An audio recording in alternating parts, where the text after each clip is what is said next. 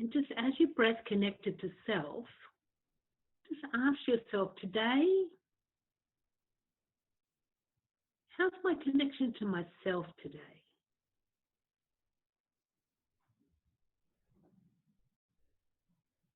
And just allow whatever answer it is to come and to be. We're just checking in. We're not trying to pass a test. There's no line to cross. Just checking in. How am I? How's my connection to myself today?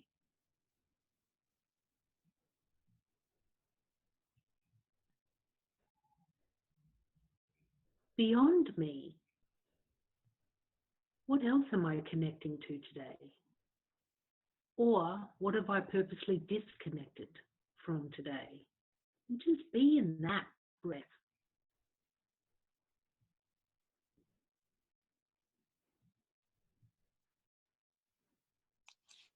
Staying with the breath and the exaggerated breath, and now answering for yourself, what is my desire in connection? What do I wish for more? And just breathe into your connection desire. And then just allow the corners of your mouth to just turn up a little bit. And to bring that desire and that smile back into the room, back into the space, back into the screen, and back together again as we connect with Eduardo and Alan and have a conversation about chaos, uncertainty, and connection. Yes. Thank you so much for that, Deborah. This is a little gesture that we have. We call this elevated sparkleation. So elevated sparkleation is very useful right now as we're socially distancing and practicing it on mute. We can also self-elevated sparklate, which is really great for all of our chakras and all of our energies. I know that there's some people who are on the call who are not able to activate their video. If you are able to activate the video, we welcome seeing your face and participating. If not, we totally get that people are navigating many different circumstances and things at home. So if you are unable, we're grateful that you are in the room. My name is Eduardo Placer. For those who don't know me, I am the founder of Fearless Communicators. We are a dynamic and inclusive public speaking coaching company. And we're committed to working with those who are poised to make the biggest difference in the world and elevate how they show up to speak in service of a message and a mission. I found myself 4 weeks ago in San Francisco, actually with Angie Flynn Wright and with Deborah Driscoll, who's on this call. We were running one of our global programs. It's called the Fearless Force, Public Speaking for Visionary Women Leaders. There's some of the women on this call are alumni of that program. Yes. We were in San Francisco and the event was canceled the night before the women shared. I then was supposed to go to Boulder, Colorado, which I did. I went to Boulder, Colorado, and then it became really clear that New York, where I live, was not a place to return to. So I stayed in Boulder, Colorado for a week, and now I'm in Miami Beach at my parents' apartment. They are in Boston with my sister. So they were visiting their grandkids, and now they have 2 months or more of grandchild time. And luckily for my sister, who has a full-time job, and her husband has a full-time job, my mom is an elementary school teacher. So she is able to help with the caretaking of the 4-year-old and the 7-year-old. So it is a total blessing, and my sister's very grateful. And immediately when we were in Boulder, when I was in Boulder trying to figure out what do we do now, I immediately felt comforted in knowing that I have the privilege of being in the business of thought leadership and working with people who think about the things that I have a lot of questions about in this moment. And what we did is we started our first Fearless chat with one of our clients, and it was about what else you can do besides washing your hands. She's a naturopathic doctor and healer. We've also had Allison Davis, who's on this call, who's a sales coach, talking about heart-centered sales. And how do we in business have sales conversations in this economy? And immediately I thought that I wanted to share Alan Cohen, my dear friend, also Fearless Communicators client, with our community because his expertise is around connection. Now, there are many things that Alan Cohen is. Alan Cohen also shares a condition that I have that rages in me. It's called show-tunitis, where we burst out into show tunes at the drop of a hat. So that may happen while this is happening. Alan and I met at a men's retreat. It was an inclusive men's retreat on Bermuda. And half the men were gay and half the men were straight. But nobody knew that each other was going to be on the trip. The gay guys thought they were going on a gay retreat. The straight men thought they were going on a retreat with no gay guys. And all of a sudden they found themselves on a boat heading out into this random island in Bermuda. And they were like, wait a second, what's happening? And it turned into this really beautiful community building opportunity where we got to explore and deepen our relationships to our own manhood and masculinity. It was really, really profound. And then have had the privilege of working with Alan on his speaking. He just recently did a TEDx talk, which we'll share about later, which we're really excited about. Yes. And on top of being an executive coach and a facilitator and a speaker and an author, he was also on the publicity team that launched Harry Potter, the Harry Potter books. So Wingardium Leviosa, there he has his wand. Yes. So with all of that as a context, it's my pleasure to introduce Alan. And what we're going to do is there are two types of conversations that we're looking to have. The first one is really around this idea of chaos, uncertainty, and connection. Like, how do we create connection during these times? And the other thing that emerged, and I know Alan for a while, is that one of the things that Alan is also an expert on is how we have difficult conversations with those whom we are deeply connected to. And I think because everyone's on top of each other, you know, in their homes, in relationships, with their children, with their spouses, with their partners, with business partners, like having a frame to start, how do we keep our commitment to connection and still be able to have difficult conversations around that, I think was something that I felt really juicy. Does that sound exciting to people in the room as like a context? Yes. Okay, great. Awesome. So I'm going to pass it on to you, Alan. Let's get this kickball change rolling. What up? Hello, everyone. Good evening. So I want to say that men's retreat, which was that 5 years ago? It was 5 years ago. 5 years ago. Perhaps the only good that came out of it for me was Eduardo. I'll receive. Because I do not like sleeping on bunk beds, and I do not like bugs. But, and there were a lot of those. There were a lot of those. Yeah. So very grateful to join this conversation tonight about a bunch of things that I'm just really, really passionate about, and things that I'm curious about and that have been on my mind. So Eduardo, you talked about first off about chaos. And the time that we're in right now, and you know, I went back and looked at what chaos means, what its derivation, what its roots are, and one derivation was that it's a chasm, that it's a void, and it's an interesting way to think about it. That right now the void is that what we knew is gone, and what is coming we don't know yet. So we're basically in this place, in limbo. Can anyone relate to that? Yeah, that's a yes. You know, so it's scary and it's threatening.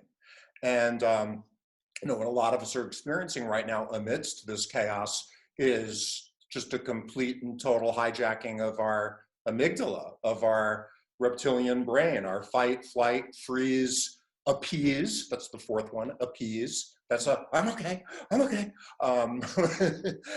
And because we're threatened, we're going to do anything that we can to protect ourselves from that feeling of threat, which means that often we're not showing up as our best selves amidst this experience of being in chaos, and it's totally normal.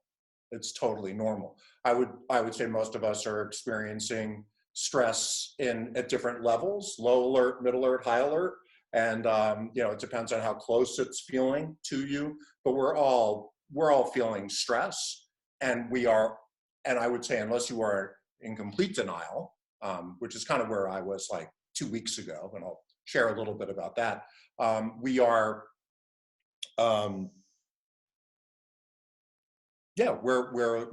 out of sorts. So what's interesting, and you had mentioned my TEDx, and I did that TEDx, and it was called The Magical Power of Shared Purpose. And the theme of that conference was chaos. 6 months ago, I recorded that TED Talk, and it only was broadcast this week. And about a week ago, I thought, it's never going to be broadcast because there's so much chaos in the world that probably the people at TEDx are just buried and they forgot about me. Yeah. So I went into fear, panic, resentment, and hate. And as if some divine force was at play, all of a sudden the TED Talk appeared online. And I have to believe that the reason that it showed up when it did was because never before in most of our modern lives have we experienced this level of chaos, profound chaos. A lot of us have lived through 9/11, through Ebola, through personal tragedy, through a whole bunch of things, but few of us have ever experienced something so chaotic at a global level. And it's scary as shit. And I say that as somebody who has worked on being optimistic and try to relate better to reality and all that. And it's scary for me. I live with a chairman of an emergency room here in Manhattan. You might say that I am in the eye of the pandemic, and chaos swirls around us in this home all the time. So we do all that we can to try to stay balanced and grounded amidst that. But chaos is real, and it's very hard, I find, when people try to tell me that soon I will see the gift in it. I hate that question. I'm a coach. If I ever ask my client, what's the gift in this right now? I think they would punch me in virtually through the screen. Yeah. So there probably is a gift in it, but I don't know that anybody really needs to be thinking all too much about that right now. We're not in that place right now. Right now, we're just looking for some strategies to feel more grounded, feel more connected, feel more at peace. That's my point of view. And I look, and part of, the book that you wrote was The Connection Challenge, and it's how do we connect in a digital age, right? Mm-hmm. And how do specifically leaders and executives connect in a digital age. And this was 2 years ago, right? And now everyone's forced to connect digitally now. People who were prepared and people who weren't prepared. Right. Right? Right. So what do you see, and part of it is like, you have specific strategies around connecting through chaos, specifically, like what do you see as some ways to ground ourselves and anchor us into that conversation? Right. So I like to think of connection as a three-legged stool.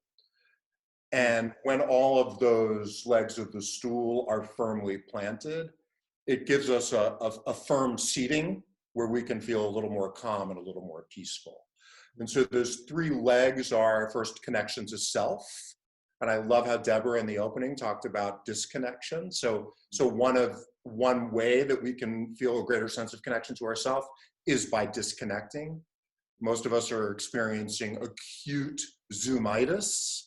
It's inflammation of the Zoom. And so unplugging is not only helpful, it's vital for our survival. Oh my God, I have a high case of Zoomitis. I don't know if anyone else has a high case of Zoomitis, but I am like, my Zoomitis is like, my thermometer for Zoomitis is like off the charts. Yes, you have a dual diagnosis. You have Shotunitis And zoomitis. and Zoomitis. It's dangerous. It can be It's dangerous. lethal. Yeah. So connection to self, whatever that means for you, that could be connecting to your art. It could just mean being connected to your heart.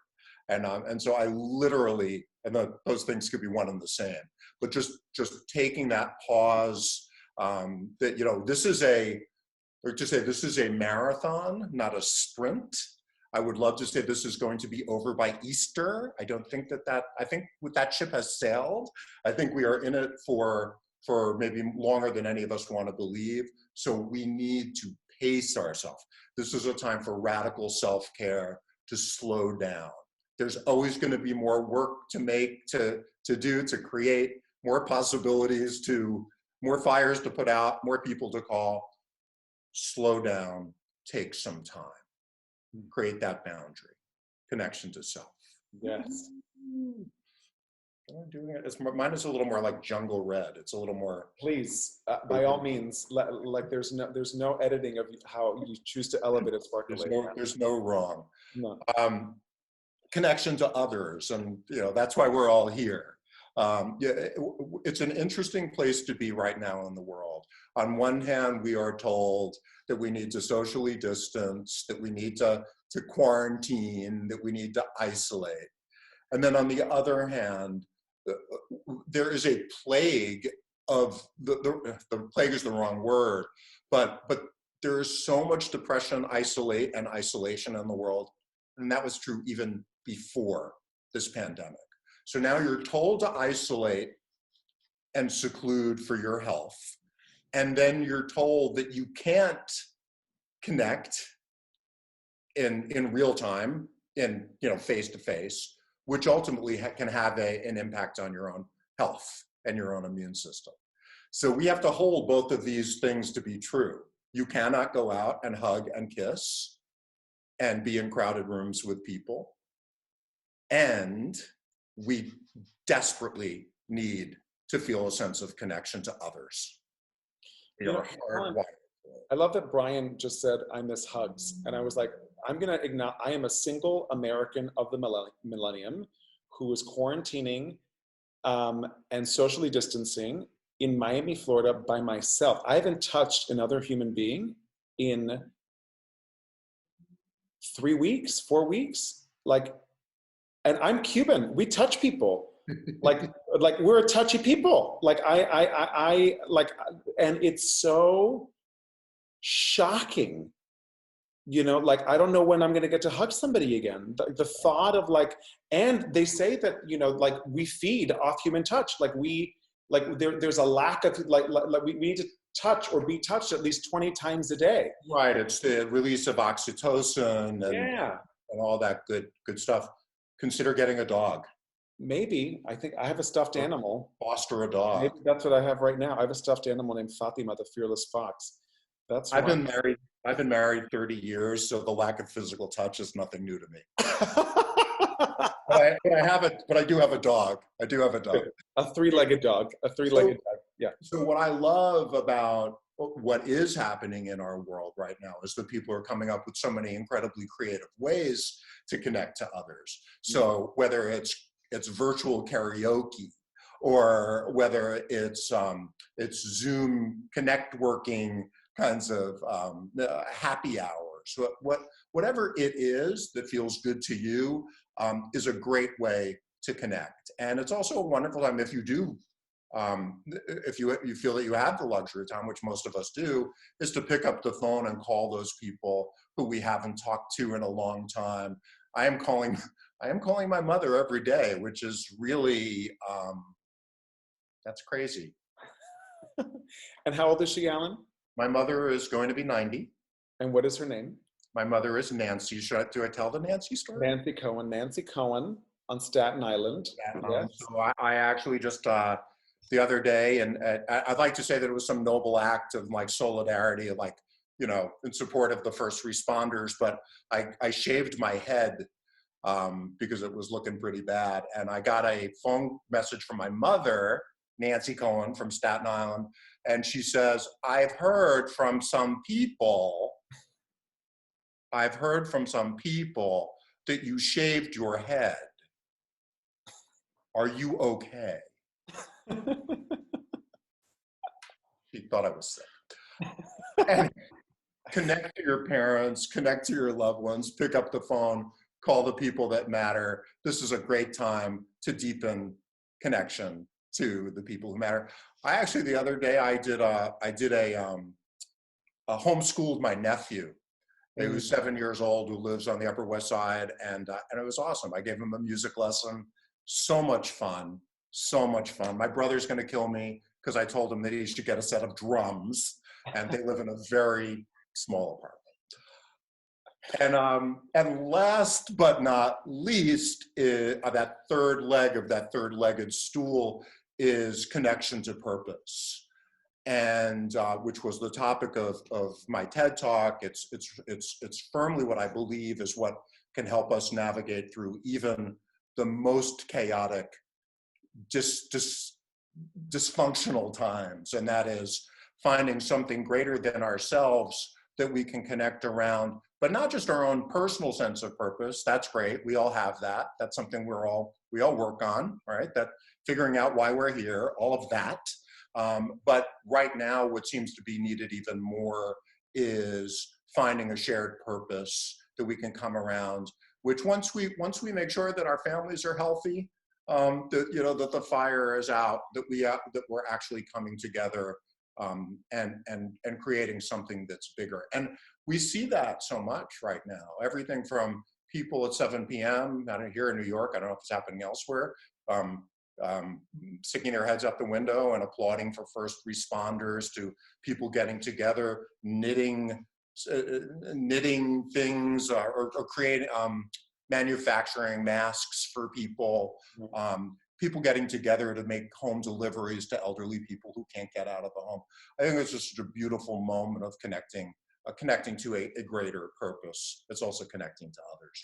So you can see how, if all those things are in place, how you might feel that much more calm and centered, and so much more equipped to handle this moment where we don't know when it's going to end and what it's going to look like. I love that, Alan. And I think that's a beautiful, daily personal reflection. How did I connect to myself? How did I connect to others? And how did I connect to my higher purpose? So it's a beautiful, end of day kind of check-in for yourself, a little gratitude or a little journal or some reflection for those of you who do, to just be in that exercise. Because sometimes we can be so in the way of surviving and just doing. Yeah. That's from okay, so I wake up today. I said, I was I'm going to share a dirty secret. You know what I did this morning, which I love to do? I love to hit the snooze button.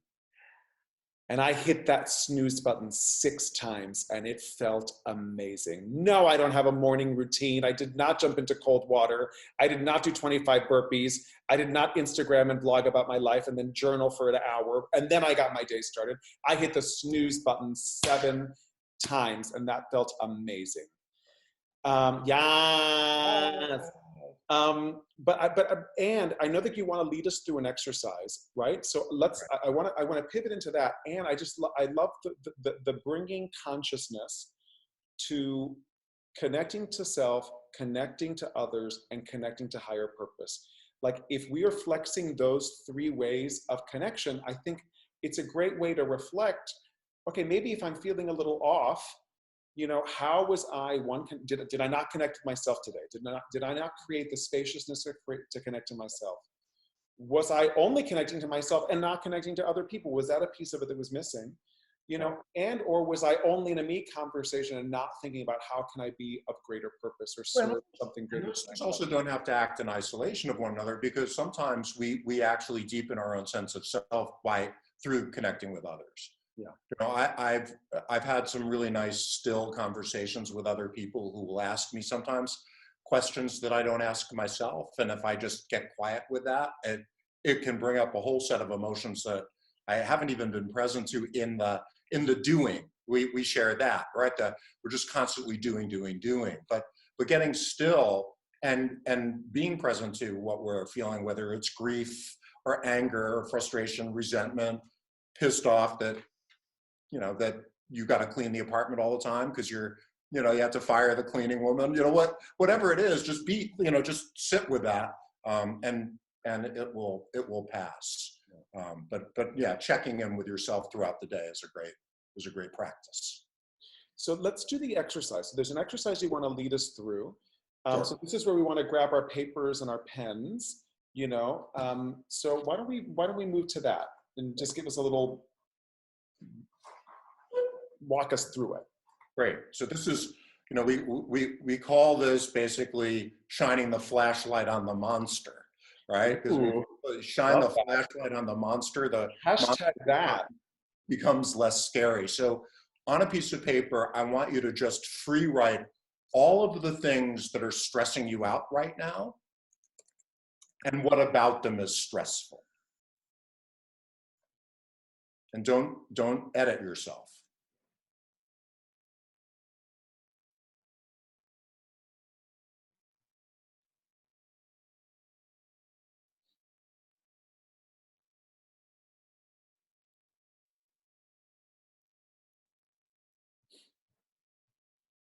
And when you're done, put your pens down and look up.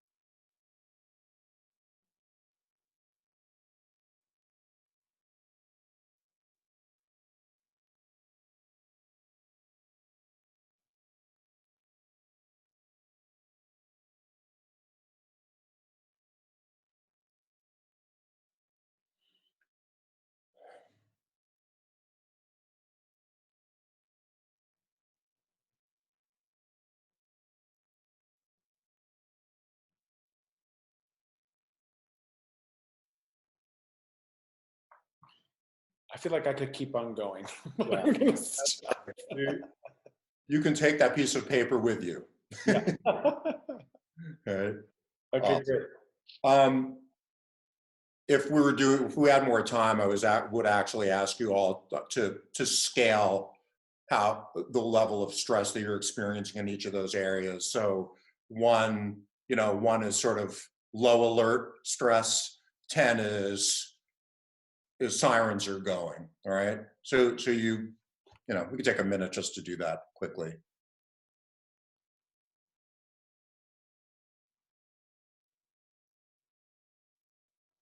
And you may be thinking it depends, right? It can change throughout the course of the day, the level of stress that I'm experiencing around any of those things. I have a theory about that too, but that's another conversation. Awesome. That was helpful, Alan, to do, because it's very easy, like the mishigas of all of it can be like, but to itemize each one individually and be like, okay, if I really break it down, how much is this one really impacting me? I think was actually really helpful, because sometimes we can swirl them all together. Yeah. It just becomes too big. So even distinguishing that what about money is stressing me out, right? And so you can keep on digging into that. And what about that is stress? And what about that is stress? That's a longer exercise. But for purposes of this, now I want you to create 3 circles. 3 circles, make them, each a third of the page.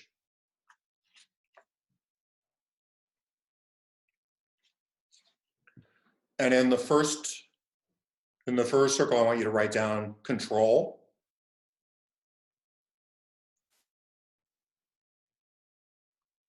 In the second circle, I want you to put influence. And in the third circle, I want you to put accept and let go.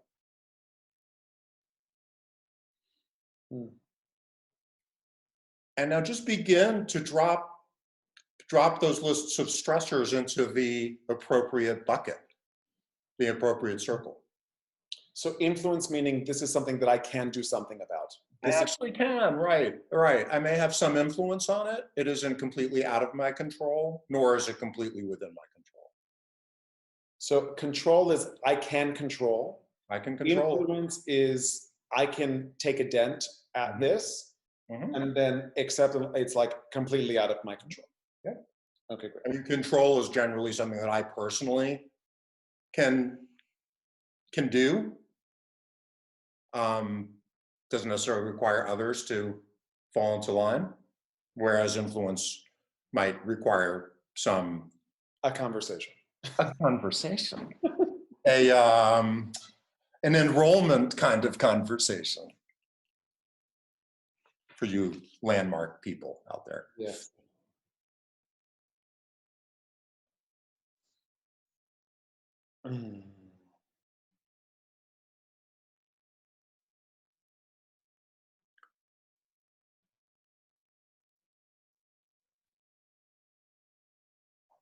And this requires some rigorous honesty.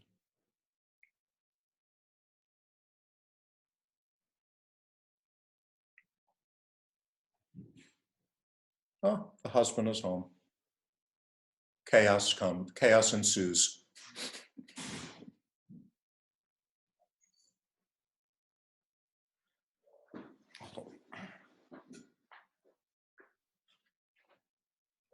I'm on an interview.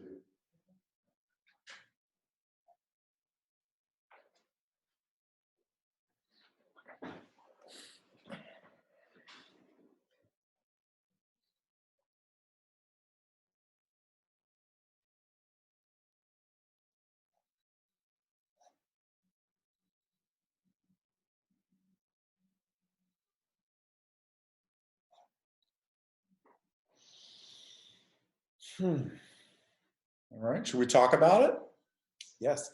Would anyone like to volunteer to kind of walk through it? If you'd like to raise your hand to walk through it with Alan. Anybody want to volunteer themselves? Okay, great. Anita, is that your name? Anita. Okay, great. We're going to unmute you. Okay, great. You're unmuted me. Sure. Hey, this is great. So you want me to walk through my 3 circles, Ellen? Is that what we're doing? So at first I had a hard time connecting with what would be stressing me out. Yet I know that I have been stressed out. I've had these moments up and down. But I hold on to hope quite a bit, which I find to be active. So for control, I put lack of time in control. Because what's hitting me is, we are still working. I am still coaching. And I just don't want to, and I feel a pressure to do it, but the pause, lack of time. So as I think about that, I'm just changing to prioritization. I can prioritize. And I also put down clarity under control, only because I was in some transition as to what this next couple of years would look like. And now I seem to have time to think about it. I haven't prioritized it. So I can control both of those. And really that's a lot of stress. For the influence part, not seeing friends, not, giving the hugs, but we can influence it. We drove to a friend's neighborhood today, got out, and he was on his porch, and we just all kind of waved and did, the real social distancing hello. So that was healthy. I can influence health. I can't influence COVID, but I can surely make better choices on not opening a tequila bottle at night. I get stressed, or whatever that looks like. That's my job. Yeah, he opens it up instead now. Yeah. So health was in there, and not seeing friends. Yeah, and for letting it go, I go to the beach a lot because we're like right on the ocean, and I can't go to the beach because the beach is closed. Can't control that. It's okay. So I've accepted and let it go. Now I just watch a friend's sunrise from his condo on the beach in South Florida. So I have to let it go. I have to let the COVID, the panic, and the fear that can be dominating like those. I've lost a few friends to COVID already in the stock market, my portfolio. Yeah, gotta let it go. Can't control it. Stop looking at it. Doesn't matter. It's going to be okay. Thank you so much for sharing that, Anita. And I don't know if you're looking in the chats, but there were things that you said that really resonated with everyone. And I acknowledge you for also stepping up and like having, and sharing that. So that was really beautiful. Cleansing. Thank you. Yeah. I think that's great. I think, you can control the amount of news that you intake. You can control the amount of social media that you intake. You can control who you talk to outside of your business or your family responsibility. We really can. And it's funny, I think Brian and I were talking yesterday, and the whole, whatever, the Trump thing that comes on at whatever time it is, I don't watch that anymore. But what saved me was Melissa Etheridge comes on at 6 to do her live thing. So again, prioritization, but it's focus. Yeah. I love that I was reading something about the power of music right now, and how, and I'm a news junkie, and I can watch 6 hours in a row of news, but I am finding that it is actually hurting my brain. I'm physically feeling sick. And so I've limited myself to about an hour, and now I'm replacing that with music or with silence. And at first it was really uncomfortable, because the adrenaline, all of that stuff that gets released when I watch the news, I'm comfortable with it, even though it's really uncomfortable. And so we can make changes in our day. We can put structure around our day that will give us more of a sense of control. Let's hear from one other person, and I can kind of sum things up if somebody else wants to chime in. Does anybody else want to share? I also want to be mindful that we wanted to have the conversation around the difficult conversations. Okay. 15 minutes. So I would love to pivot. Do you guys want to move into the difficult conversation piece? Is that something that feels like resonates, or do you feel like let's bracket there. We'll have ways for people to reach out to you. I thought you gave us some beautiful pointers within those three. The thing that I'm also surrendering that I can't control is what's happening with the payment protection plan, like all of that, like the loans, the banks, like all of that shit. Like I've applied, I'm gonna let that go. Like there's nothing, I did everything that I could do up to now. That's gone. Right. Just the last thing I say is just a lot of stress. A lot of the stress and a lot of this experience of chaos has to do with where we're placing our focus. And if we're placing our focus more in that which we can't control, trying to control that which we can't control, or not accepting that which we need to accept, we're going to feel stressed. So the more we can focus on that which we can control, which may be a very, very small locus of control, which may just be how we're thinking about a situation, just changing our mindset, we're going to feel better. Yeah. Right. And I love, Brian just said it reminds him of the Serenity Prayer, which he says a lot. Yeah, I've heard that one once or a million times. So. Yeah. And then Anita said, what's interesting to me is that we're making changes in who we need to be or do that we may not have made without this crisis. And I think that's if there is, and I don't know if we're in a point to look at silver linings or take those moments, and it's like this disruption has really been a disruptor. It's a global disruption that has really had us shaken to the core in a space to choose, like to really reflect on what's working, what's not working, and what's shifting after this. Right, we get to choose. We get to choose. We want to bring into this, whatever this new reality is. Yeah. So to move into the difficult conversations piece, and we may do another one in the future again, just on difficult conversations, Alan, because you manage that so beautifully. How do we, because the thing that connection is important is that people are in very tight spaces with people they know and they love, and, how do we have the conversation that we may have been avoiding having for weeks or months or years? Right. And right. now so, there they are. Yeah, hi. So I actually believe that, what just happened behind me?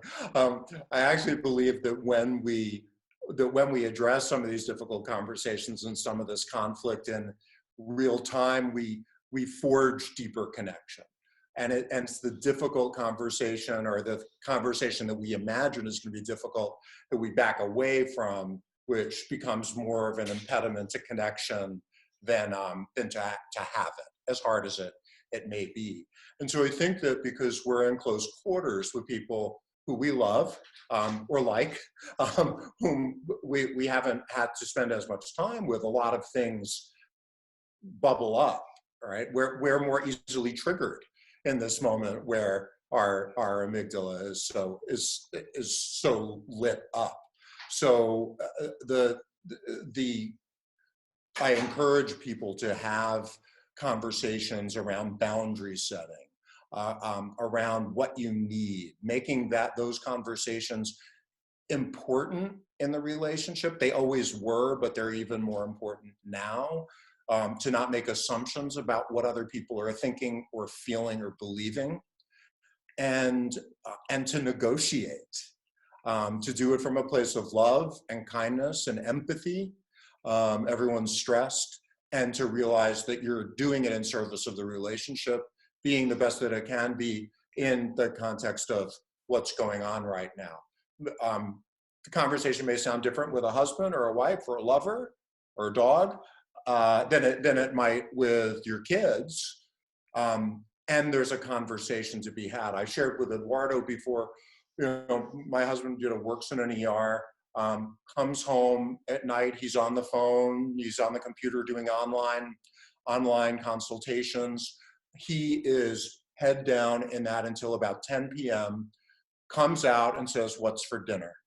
At 10 p.m. at night, I'm ready to go to sleep. And the other night I was like, we have to start having conversations about structure and what we each need, and up the communication and be respectful of that, and to carve out spaces in the apartment that are ours and negotiate that. And so I think that this is a beautiful time to deepen connection. It's also potentially a fabulous time for divorce attorneys and family counselors. But hopefully we do not have to get to that place if we can use communication as a means to deepen connection and to understand that everybody is going through stress, and we need to honor and support each other through that. And how do you recommend I think some of the hardest, one of the biggest challenges is, how do you start the conversation? How do you initiate that conversation?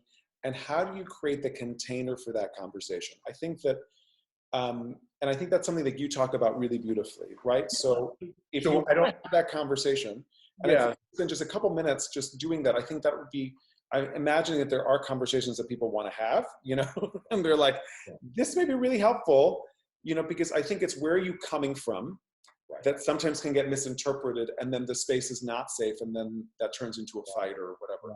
So I actually think we can kind of go back to that three-legged stool. We can kind of come all the way around. So, first you have to be in a calm and less stressed place to check in with how you're feeling about what you're feeling, why you're feeling it, right? So, but sometimes the stress that you're experiencing is because of the stories that you're making up about why that other person is doing what they're doing to you, right? And that person is just being who they are, right?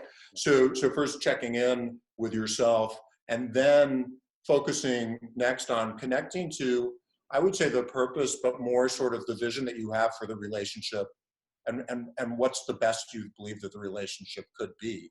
So really going back to that place in time when things were a little less stressful or a little easier, so you can remember that that's possible, and that's why you love that person that's in your life.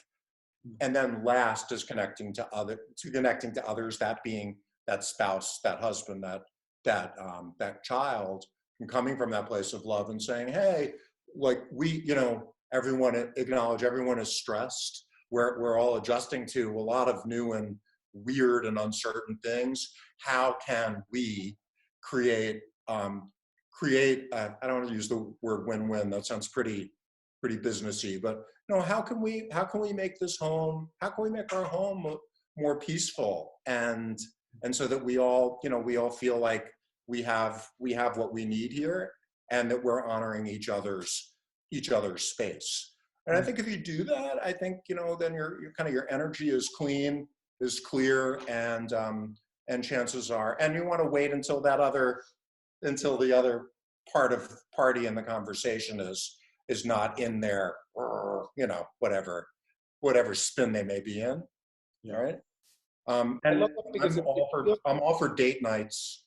I'm all for bring back the date night, or bring back the date hour, right? Because otherwise we'll lose that connection with each other with all this stuff swirling around. And what I love about what you said too is it's a created conversation. It's not like, I know how this is going to go. This is my idea, and this is now the way it's going to look like.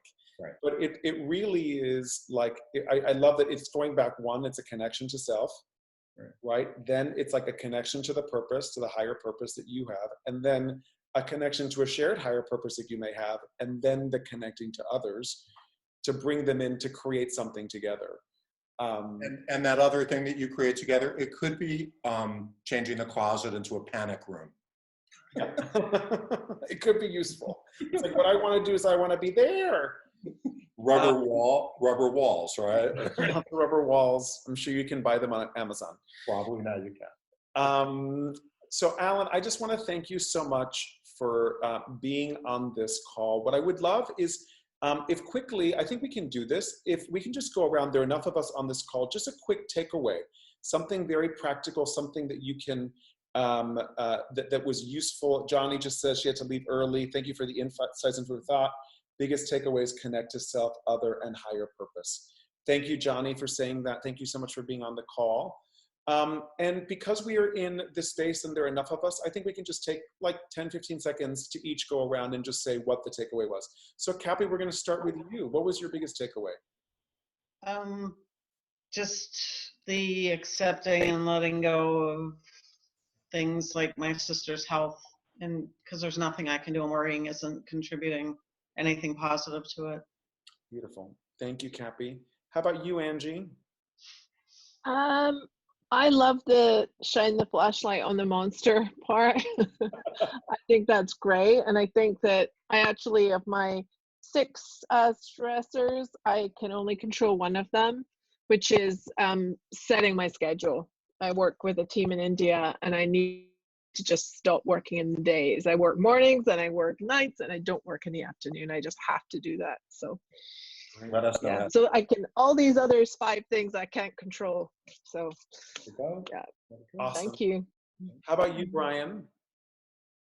Well, I've already mentioned that I love the Serenity Prayer, so the activity that brings it to life in another way was great. But actually, I really liked the difficult conversations framework, because it's one of those things that I genuinely get stuck on when I get frustrated, and then I'm frustrated that I'm frustrated, and then I'm like, I don't want to talk to them from frustration because that's going to damage the relationship, and then I just end up stuck in my own head. And I like the way of sort of taking back of like, what was your hope for this relationship, whatever that is, and starting from that, because that's a nice way to bring it back to a place of positivity. Right. And I always like to say that we all have a graduate degree from MSU, which is called making shit up. So often what's stressful is the story that we're creating about what that other person, what their intentions are. I love that. Well, and I like to make it a tragedy then too. Like the relationship is going to end. We're going to hate each other. We're going to have a lawsuit, and then none of that's going to happen. But that's the story I'm telling myself. Right. Write that down and sell that as a screenplay. How about you, Allison? It was a good activity to just write out what was stressing me rather than feeling it as one big chaotic weight, and just to look at them individually and realize actually where I do have some control and influence now that I can see it. Great. Awesome. Love that. How about you, Heidi Johnson? The thing that I wrote down was the reminder that we are in a marathon, that this is not a sprint, because right now I feel like I'm trying to take a sip of water from a fire hose, and it's bombarding. So we're in it for the long haul. I can pace myself. I can run slower. I can eat better. All those things that we need to do to get to the finish line. My first AA sponsor. My first AA sponsor used to always ask me. He used to say, "Where are your feet?" Yes. Where are your feet?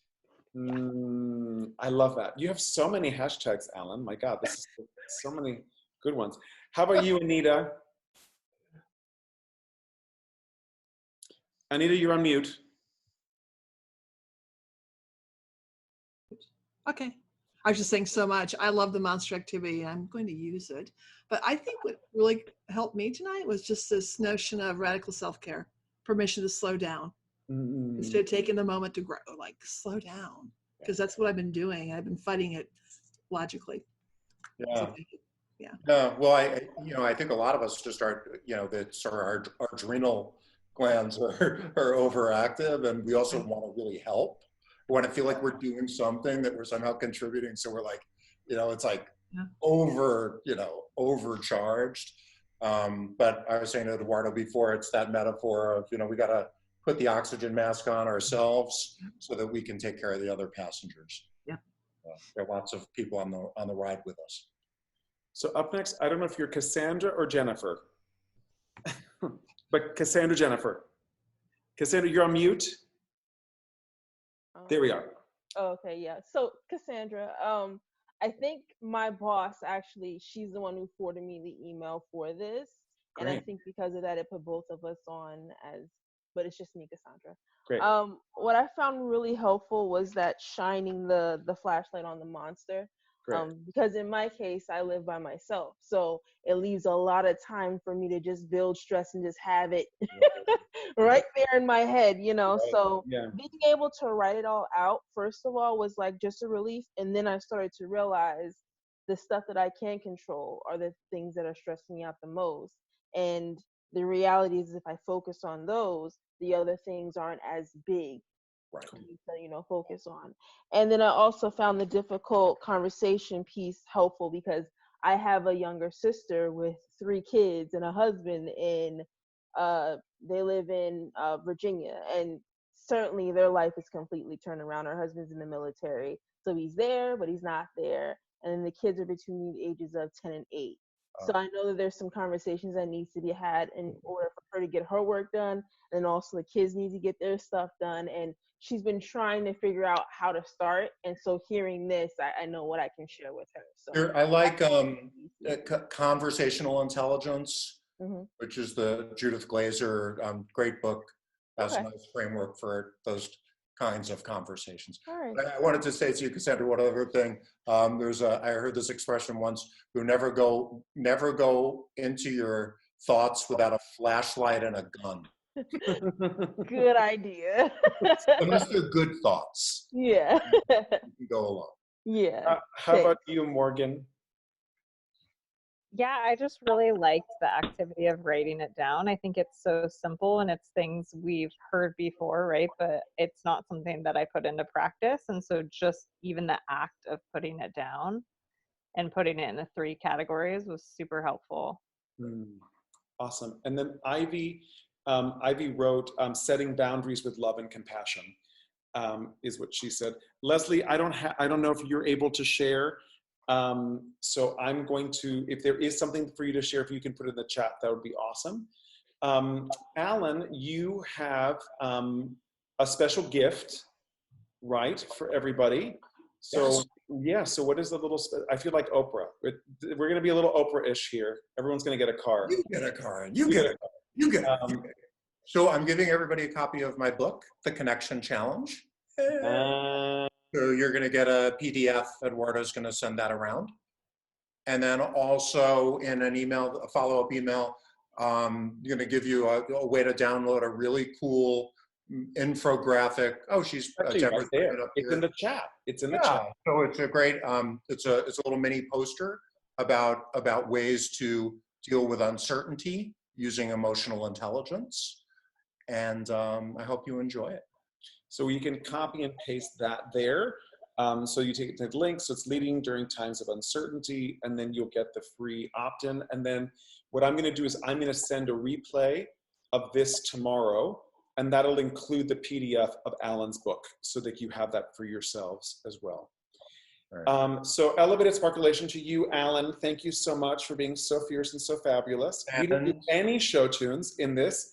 Wingardium leviosa, surprise, surprise. Good health. Good health to all. So as we close, so again, every Tuesday and every Thursday, we're hosting these fearless chats for our community.